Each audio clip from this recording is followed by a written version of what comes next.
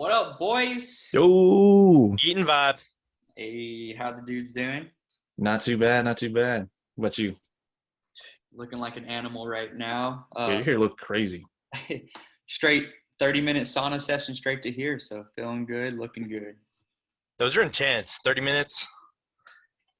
That'll Yeah, challenge. That'll challenge a normal being. dude, got in there and it was 190 degrees, but towards like the 20-minute mark, so many people were coming in and out, it dropped down to like 158 degrees. Hmm. So it was like hard up until that 20-minute mark, and then it got easy. But it was like, You but just yeah. go straight 30 then, right? Yeah, I do straight 30. Today I did no music, no podcasts, just sat there, just let my mind float and just kind of people watched. But sometimes I'll throw a podcast on or I'll listen to music. But once a week, 30 minutes, once a week, but every day, 15 minutes. Dude, I miss when we used to do that. Dude, Remember that time we tried to do 40 minutes? Jeez Louise. yeah, one time Jim Bob and I did 45 minutes. And dude, when we left, we were like, we just sat in the locker room for a bit. We're just like, we can't move right now. I mean, it's really at that point you're just cooking yourself, and it's not really beneficial. We were just being crazy that day. It's just one of those days where you're like, let's try something. So I guess for the normal people, I don't recommend starting off at 30 minutes. Maybe do like 5-10 minutes. Oh, dude, I think Inch it up that way. minimum. Just start off an hour. Go in there an hour. Nah. I'm thinking 10 minutes minimum.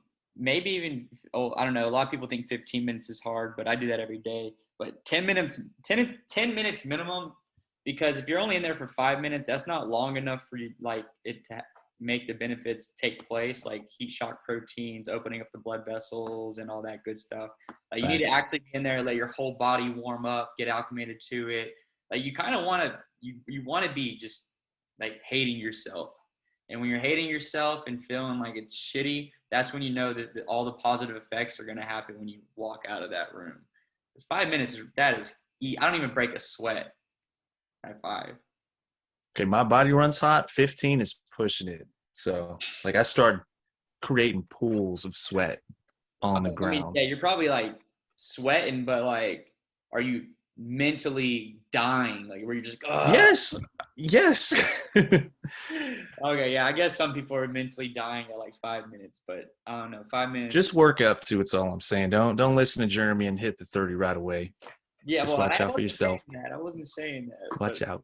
yes, work your way up to it. I definitely did that, but I'm also doing 15 minutes every day, no matter what. So it's like I got that heat and running in the heat. So it's like heat work, Yeah, what do you call it? Heat training? heat Heat training, resistance training? heat training. The theory is like if I do any races, like we're talking about running, if I do any long distance races, they always start at 8 a.m. So it's like, okay, if I go run in the afternoon with all the heat in Texas, where it's 100 degrees every day, 100 plus, humidity 90 degrees or 90% where I'm at, I'm getting that heat work. I'm like, I'm feeling the effects of being dehydrated after the run because I'm so sweaty. So I'm just chugging water. It makes me just practice all day getting ready for a long run. Because in long runs, you're gonna dehydrate you're gonna sweat. You're gonna have to replace your body with salt carbs, and those are with long runs. And 25-mile race at 8 a.m.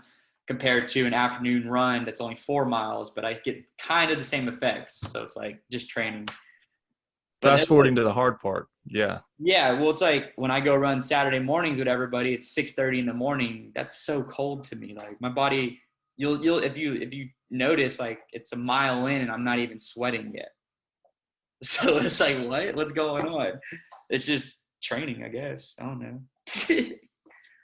I'm also kind of like a psychopath, and like I always have to be doing something. I feel like. It reminds me of those guys that'll train with different altitudes. So if you can run where the air is a lot thinner, there's a lot less oxygen. You go down, there's a lot more. Obviously, you're going to train a lot better, or I guess perform a lot better. Dude, well, it's actually funny you say that because there's a race coming up it's in 3.5 months. I haven't decided if I want to sign up for it, but it's like Rocky Hill, Texas trail run. It's a 50K, so 31 miles. But it's a qualifier No, for I'm good. It's a qualifier. Yeah, not only is it a 50K, but it's in 3 months. And 3 months from now in Texas, it's still gonna be hot.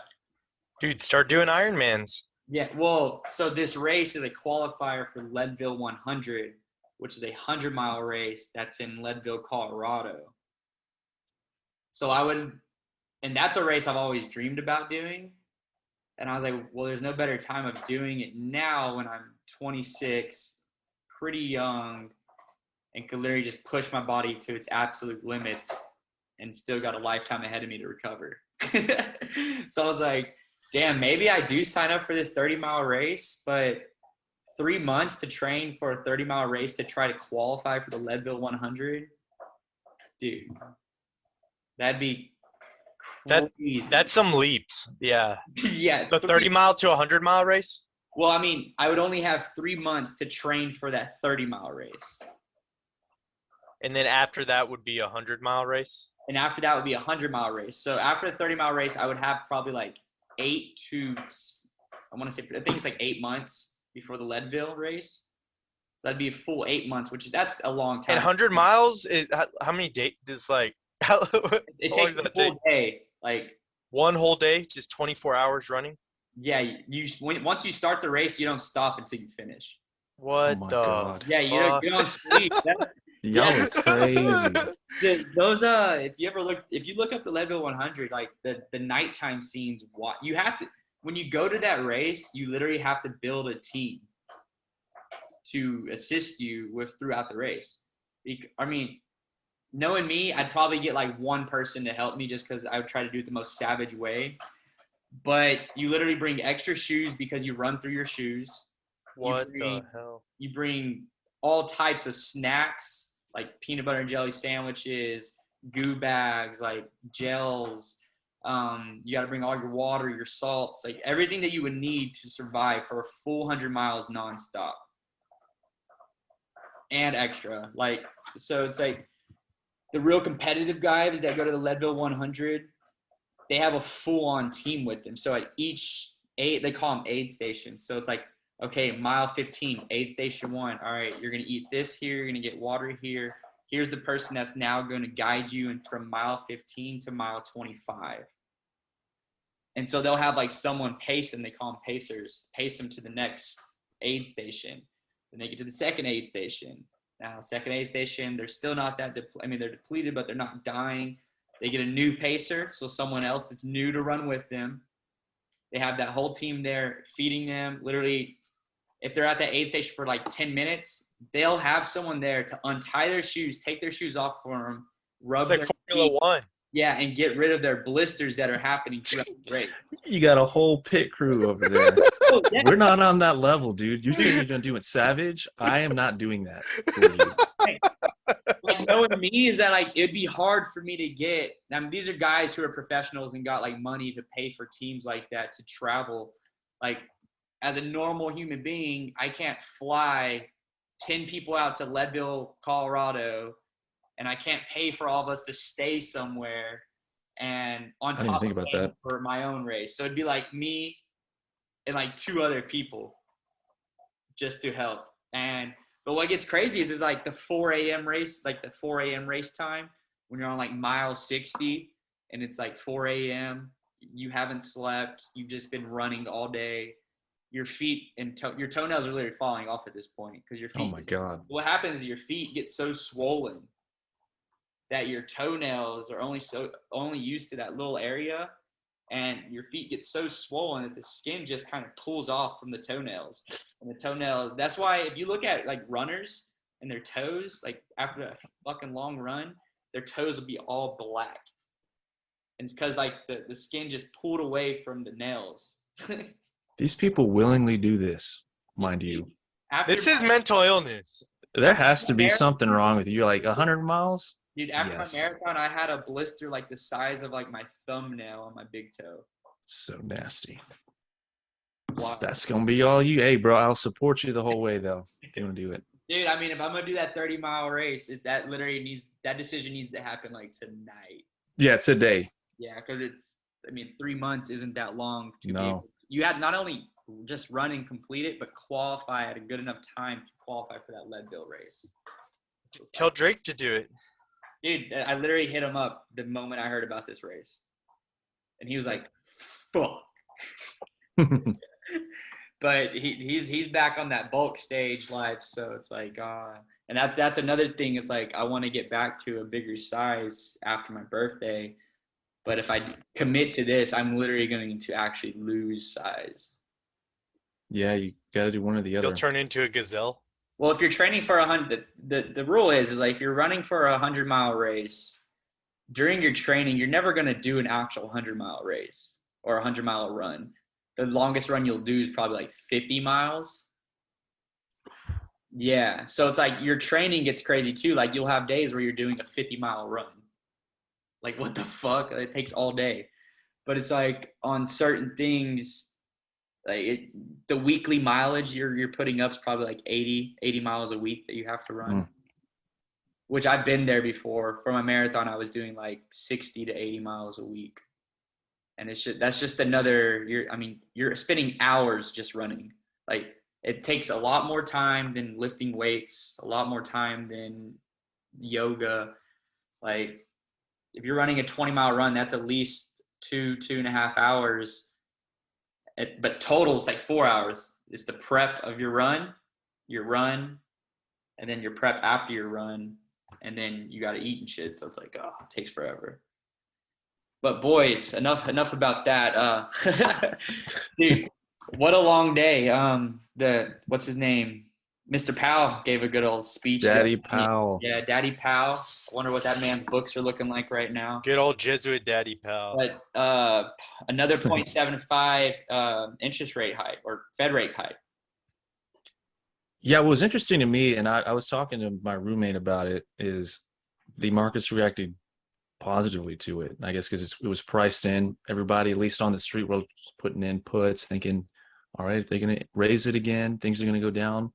It's like, no. Yeah, so, I think at this point, people know they were going to come out with that. So yeah, I heard rumors yesterday, so a whole day before that it was already priced in, which I figured that they priced that in like weeks in advance, I feel like.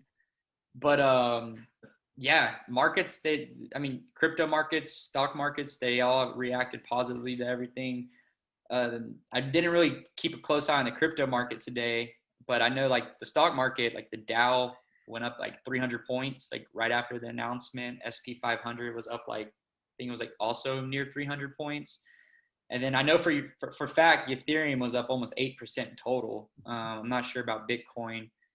But yeah, it seems like everything acted positively. Maybe it's just like a bull trap. I don't know. I think the consensus is that they have inflation under control, at least to a certain point, and that I don't want to call the bottom on this. I know Jim Cramer is.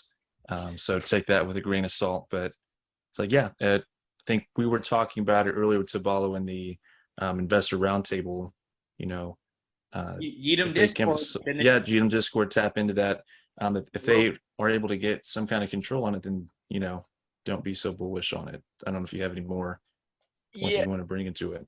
Yeah, they essentially did something they've never done in terms of how they say what they say to the market and engineering the narrative. Is they stop giving forward guidance. They're just like, no opinion, it's all data dependent. Something of that nature came out of Powell's mouth. And it's like, they're like, hey, we don't, we're not doing forward guidance. And they're really just kind of hoping. They're like, all right, we're going to let the data say it. We're going to hike here. Hopefully we just hit the maxima of inflation at 9.1%. We do this. The next number rolls over a bit. So we're like, okay, we buy some either political time or, they can confirm that narrative. And I think that's a lot of what, I guess is maybe the perceived market pricing in there. And they're just like, really think about it. The inflows to the market is not people like you and me. It's not likely any of our audience. It's, large institutions in corporate banking. And it's just, those are the flows that really move and make the market. So it's like, BlackRock and Blackstone, they hear this stuff and they're probably thinking like, okay, it's like, we've already been hedging and securing our financial sorcery for if this went up to 5% or 3.5%, you know, so it's like, it's Chump change for them. yeah. So There- Oh yeah, it's very interesting. Like you mentioned, the controlling of the narrative. It's like the White House definition of what was a recession I was about to versus say that. yeah. It's like very obviously everybody, at least if you have half a brain, have been reading, you can see it, and then people who can pull the levers and switches and are in charge of the articles that come out are just dancing around it. Like yeah, like you can just change words, you can change definition of words. You can invent new words. Ugh. Yeah, I mean, I feel like the single most important thing, at least in how this translates, is okay. Consumers, mortgage rates going to go up, interest rates on loans are going to go up, all that stuff's going to go up, and then that's still going to pinch us if the inflation problem doesn't get solved to the degree for like gas and everything else. It's still going to hurt and bleed, and it's going to like bleed the American people. So it's like when you talk it in a market point of view, yes, it's like, all right, it looks like the institutional players are just like, all right, I think we're okay. We have, and the capital has been concentrated from the 6 trillion they printed when COVID started. So it's like, it's just kind of the story of the haves and the have-nots. And if they don't break anything, then it's like, yeah, they'll be fine. And then like, you know, everyone's just going to kind of curtail along, but there's no income. There needs to be newer jobs, newer wages, new ways to do productivity to increase income for the masses. Like everyone needs to somehow increase purchasing power. Like that's the whole point of an inflation system, right? Is like you grow that credit and that kind of forces it. But now, you know, if you think about when Keynesian economics happened, it's like a logistic, it's like an exponential rise, and then it's either going to keep being exponential or it's going to be like logistic, and it's going to like cap off, like a logistic regression. So it's like, or it just volatile down, like up down, you know. So it's like that's like the time and space of like what all this accounting, finance, banking stuff is like doing to human society. You know, with the not being able to generate new jobs, I don't want to be pessimistic about it, but I can just see that kind of stagnation continuing, you know, with just not being able to increase any people's pay or any other opportunities. It's, you can just see it kind of flattening out, like you mentioned. I mean, if you even just for shopping for anything, it's like they want to say there's like supply chain issues, but I don't know if people want to work or what exactly is going on, but I'm honestly worried for it. Yeah, I definitely don't see new jobs being created or new higher paying jobs being created. I mean, they're out there. You just got to actually work for them to get to them. But even recently we were sharing in the Eden Club chat how even like the tech giants and the big fangs, they're not hiring like they were, and they're like actively doing the other way. Some cuts. And even from a geopolitical standpoint and understanding what's going on in Taiwan and China and how the semiconductor supply chain feed over there, and the bill they just passed for 140 billion or something like that to give to semiconductors in Congress, and then Nancy Pelosi is about to go to Taiwan, and the all that hardware. So the semiconductor industry is like the rare earth metals that are primarily concentrated in China and Brazil for the globe. That's where the supply chains are built. And like China is actively weaponizing supply chains, and Taiwan semiconductor is like a big chess piece in that. So it's like that exact same things to even affects like how the tech industry workers have you know, get fed back into this American system, and how you kind of simplify this at a global Why doesn't level. America just start building our own goddamn chips? That's what they need to do. Like that's the point. Like like- hopefully that's. I mean, I don't know exactly what that bill is trying to do, but we also got to be able to recycle like our old iPhones better and like repurpose hardware or just build more efficiencies somehow. But that's not in our culture. You know, it's our culture's waste and consumption. Consume. Damn. Dude, actually, I just found on Spotify there's a podcast where they only do Alan Watts lectures, and I was listening to one of his lectures. And it was just funny when we brought up the definition, how they changed the definition of recession, or they were trying to. But Alan Watts, he explained how it's just pretty much dumb to try to explain a word with more words.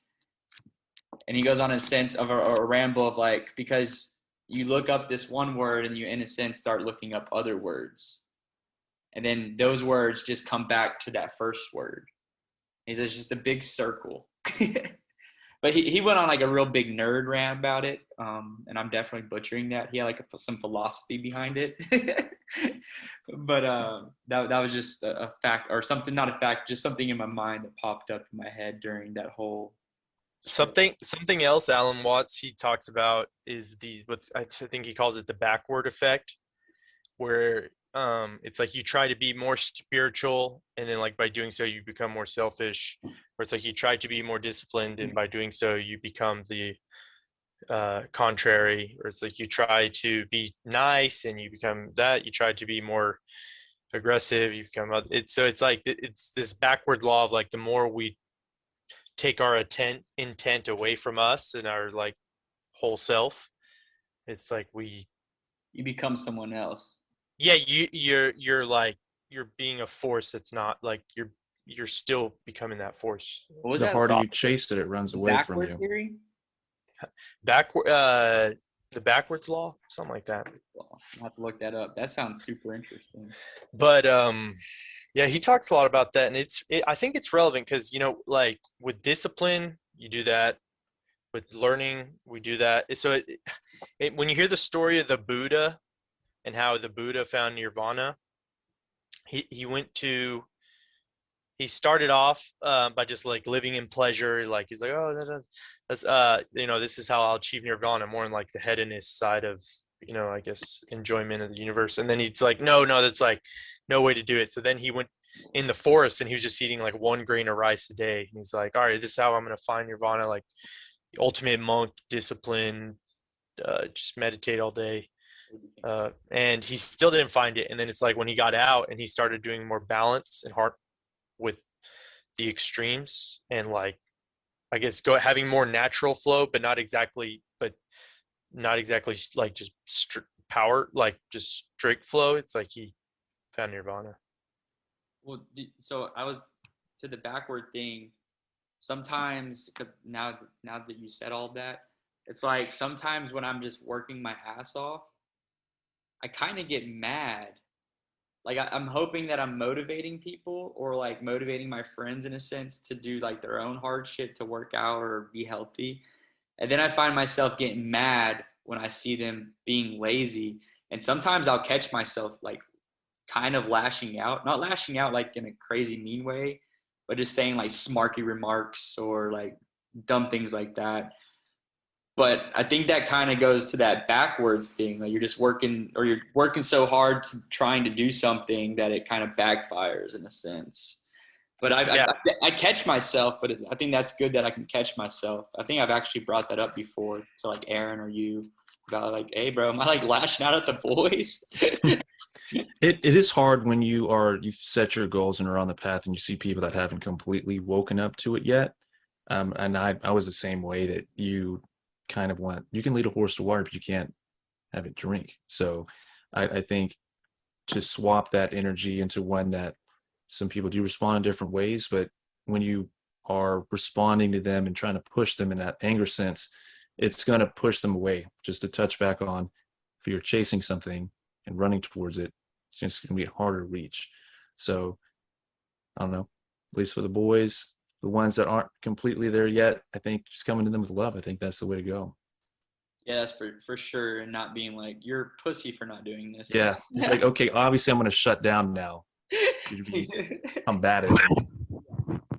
Yeah, it's like you're being mean like dad. Yeah. You're just like No. Oh my god. Hey, that takes self-awareness though. Yeah, yeah. 100%. I've noticed there's a lot of whole self-awareness going on recently in my life, so that's pretty cool. I've also noticed it's freaking weird, man. So I've been reading the Book of Meditations and like the last two books. I think I'm on book 5. Yeah, but like Marcus Aurelius is going in on how like you should be celebrating death and not being scared about it. And then that same lecture that I was listening to with Alan Watts, he was saying the same thing. Synocracies, dude. Yeah, and then this like new age like bro on like Twitter or Instagram, like holistic person, whoever it is, they're all preaching the same shit. So it's just like 3 different generations of people saying the same things. And I've noticed this whole correlation of like, oh, they're talking about death this way. They're talking about how we should be eating and going outside this way. And I was like, all these smart, like well-off people who have had a big stamp on history in their time, we're all talking about the same stuff. Yeah, the universal truth doesn't change. Yeah, and I was like, that's a pretty cool correlation to catch right there, and it kind of makes you think like, okay, maybe I should be doing all those things too. Like, Could you expand upon the book that Marcus Aurelius did, right? Because I know we didn't talk about it in the last one. That's, I think, his personal diary, right? That no one was really meant to see. Yeah, and it's kind of the Bible of Stoicism. The Stoics. Mhm. I like the idea, like we were saying, everything in balance, but take those things with a grain of salt. Stoicism is, I guess, how would you describe that in layman's terms? Kind of like being it's the meant rock to be. and I would being say, solid and not reactive as much. I would say it's meant to be deeply thought about within an individual who is reading it or whatever they're seeing. That's what I would say it is, and what you get out of that is going to be more great than me saying what it is. The words they're kind of written crazy, but so it's like you read a sentence, you think about it. My thoughts behind that sentence and what it means are going to be completely different between what your thoughts are. So when you're reading stoicism or deep philosophy, you got to really think of it in a sense of everyone's going to have different terms of how they view these writings. He still comes from a stoic kind of sense, though. It's not to be reactive. It's very not statuesque, but that's at least a good way to describe it. It's very firm and at least very harder on the masculine side. Yeah. That's how I would put it. So Marcus Aurelius was actually the last Stoic. It's like I'm looking at the Wikipedia page right now. Yeah, he was like labeled as like one of the last. Okay, so this is what the Stoics provided: a unified account of the world constructed from ideals of logic, monistic physics, and naturalistic ethics. Of these, they emphasize ethics as the main focus of human knowledge through their logical theories, whereof more interest for later philosophers. So they were just like the hardcore logic people. Like classic Roman. Yeah. And it's a Hellenistic philosophy. Walking like this with their wines. No. We can engineer it to be better. Literally. Seriously, dude. Seriously, But I mean, yeah, the Marcus Aurelius, brain fart. What is it called? Book of Meditations. Super good. But like we were saying, that it's just a journal that wasn't meant to be read. And when he died, they found it and they just like deciphered what it was. I believe it's written in different languages. Like they have different translations for it nowadays. But like he was writing it in different languages, or they've no, translated the it way since then? we translated it. But the way he wrote it is pretty much how you're reading it now. The book that you got, that's pretty much the way he wrote it. But the book is, dude, super. It makes me think, I would say. I would say it's not an easy read just because it's very time consuming. Although the chapters, aka the books, aren't that long, like one of them's like 4 pages. Those 4 pages took me like 40 minutes to get through, just because I'm reading a couple sentences and like, what the fuck is he saying? And then have to reread. So it's a lot of rereading that I'm doing. So it's like read. But that's how it gets me thinking. And then really, it's just talking about a bunch of crazy stuff. One that really touched with me was how he was talking about time and how it's a valuable, like how it's super valuable to us, and really that we should approach everything that we do with full consent and awareness towards that activity that we're doing. And if we do that, we'll like lead a good life, and then nobody would be able to stop you. And he's literally talking about this in a whole like chapter. And So fun fact about Marcus Aurelius is that he was last of the rulers known as the Five Good Emperors by Niccolo Machiavelli. And Machiavelli is Classic. the author of The Prince. I think that's the right book. Yeah. And that's like a foundation of a lot of the dark psychology of politics. And he also wrote another book about noble leadership, and like what is leadership, like ideal leadership, but like The Prince is the opposite, more reality. But he did write about that. But he's known as the last five good emperors. So I guess like, yeah, after Marcus died, his son pretty much took over and was a fucking shitbag. yeah. So it's like Machiavelli called them the five good emperors in his book, The Discourse of Livy, because it was like the study of how we can learn good government is to be established. Yeah, that's what he thought about it. What Marco Avelli, is he after Machiavelli, he's or is he before? Is he before or after? No, he wrote The Prince. He was a part of the Renaissance in Italy, Okay. and he was close to like a lot of the Medici Italian banking, when that kind of became the new way of organizing society and accounting and modern day banking in Italy. Yeah, That's a very interesting time too. The Cortesians and all dude, of I don't the know power anything plays. about that time. Go read about it. 48 Laws of Power is a good one. They reference Machiavelli a lot, probably some Stoicism, but yeah, again, touching on the darker psychology of not using people, but using how people's behaviors are and going off of that to manage your business and politics and image. Just running the world. Yeah, or even just like your sphere of influence. So, dude, yeah, I'm at the 48. What is it?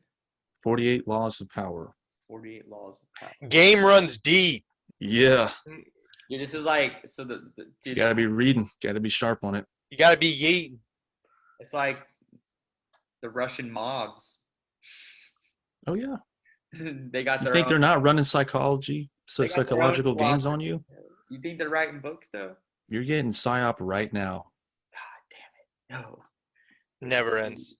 It never ends. 48 Laws. The Russians are Orthodox Catholics. We'll say they're East Christianity. Their cathedrals are crazy. Yeah, I mean, dude, I've never been, but I'm sure I know you've been, Kabbalah. But like the cathedrals and churches out in like Europe and shit are insane. Oh yeah, yeah. The second biggest one in Europe is this one in Sevilla, where I was born, and it's just massive. It's like the stonework. It's crazy, dude. You're like, how many people died to build this thing? And it'll be like 4 times older than the United States. You know, it's like made 1,000 years ago. It's crazy. It's like, yeah.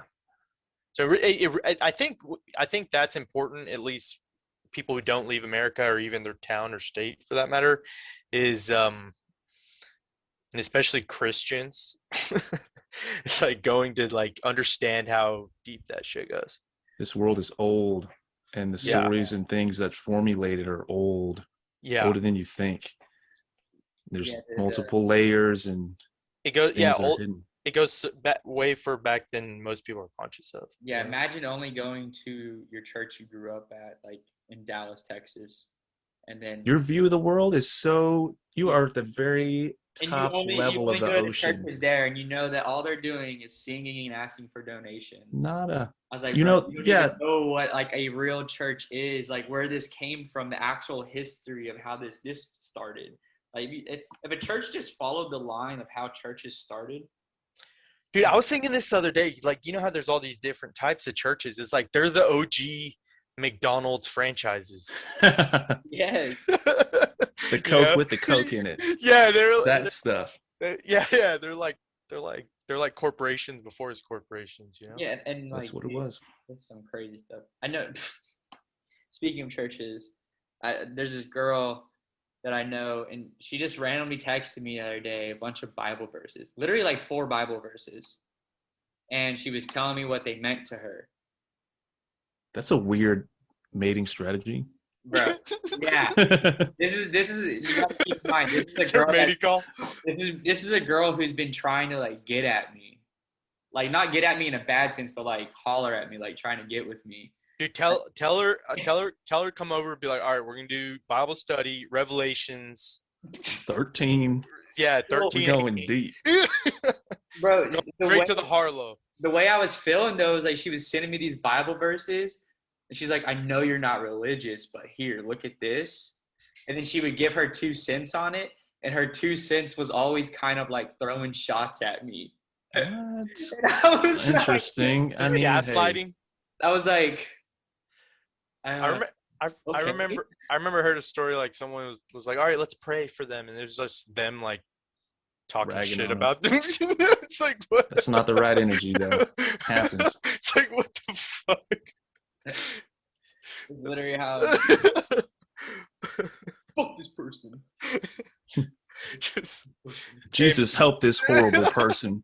That's Jesus, help that fucking piece of shit. dude, yeah, the whole church system. I mean, all religion is just so history rich and crazy to me that I just can't even comprehend it. I'm like, oh, I don't want to. There's tons of books out there. I You can believe go in deep. I believe in Christ consciousness, but you know, one weird thing about the Nazis was they had the Holy Spear or some spear that's like some big Christian lore, and they were looking for the Holy Grail. The They Nazis were. had a quest for the Holy Grail, Because what's in the Grail? and the Grail is like a symbology of like the last cup Jesus drank from because he knew he was going to die, but it's really like the moral code of like, I guess, God knowledge. Well, And with that history, that was the Ark of the Covenant, which goes back to the Old Testament times, and only the higher ups in the temple could even look at it, I think, or even like what's inside or touch it. If you touched it as a normal person, you died. What's in the Ark of the Covenant? And then where is it hidden? Dude, that's where That's That's what they if have you in believe- Antarctica. but that's if you believe it as a physical phenomenon. True. Or True. if what if it's a meta an analogy, a phenomenon, a symbolic, It's a meme. mystical meme. Mystical memes. Oh my Oh, god. boys, mystical memes and all, but I think our time here is coming to a closing. Let's go to Antarctica and find this mystical meme. It's out there. Peace out, everybody. Yeet and Vibe. It's your boy Germ, Aaron, and Tabalo on the mics. Y'all have a good one, and thank you for listening. Be sure to check out the pod notes below, or the Discords as well. The Discords are there. The Instagram socials are there. The Twitters are there. Check it out. Give us a follow. And yeah, look out on those Discords for other events. Deuces. Eating vibe, y'all. Eating Bye. vibe. Eating vibe.